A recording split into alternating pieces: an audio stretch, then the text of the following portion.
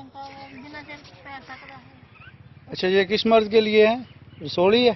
जी रसोली है, ठीक। हाँ। असा आप पहली दफा इतने आए सुनते हैं कितने सारे थे ठीक होके जाते हैं। ਕਿਹੜੀ ਜਗ੍ਹਾ ਤੋਂ ਆਏ ਹੋ? मुल्तानों। ਅੱਛਾ, ਮੁਲਤਾਨੋਂ। ਤੁਹਾਡਾ ਇਹ ਅਕੀਦਾ ਕਿ ਇੱਥੇ ਬੰਦੇ ਨੂੰ ਪੂਰ ਕੇ ਉਸ ਤੋਂ ਬਾਅਦ ਠੀਕ ਹੋ ਜਾਂਦਾ ਹੈ? हाँ जी ਇਹ ਬੰਦਾ ਕਦ ਲਈ ਪੂਰਿਆ ਹੈ? इसलिए ही पूरे है ना। ਅੱਛਾ, ਇਹਦੀ ਰਸੋਲੀ ਆ। जी जी ਠੀਕ ਹੋ ਗਿਆ। ਦੇਖੋ ਜੀ, ਬੰਦਾ ਪੂਰਿਆ ਹੋਇਆ ਬਿਲਕੁਲ ਤੋੜੋ ਤੋੜ ਹੀ।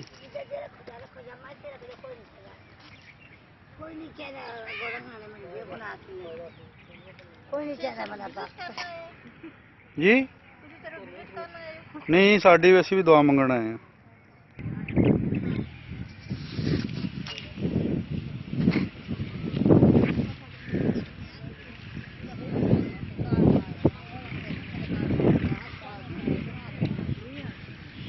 अस्सलाम वालेकुम। ਤੁਹਾਨੂੰ ਬੀਬੀ ਕੀ ਮਰਜ਼ ਹੈ? ਕਿਸ ਮਰਜ਼ ਤੋਂ ਮਤਲਬ ਇੱਥੇ ਤੁਸੀਂ ਇਹ ਕੀਤਾ? ਇਹ ਛੋਟੀ ਬੱਚੀ ਵੀ ਮੋਬਾਈਲ ਲੈ ਕੇ ਬੈਠੀ ਹੈ।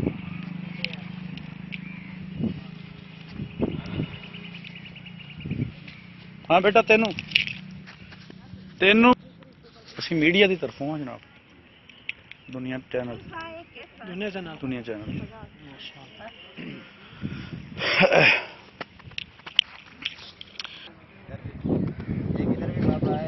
एक मिनट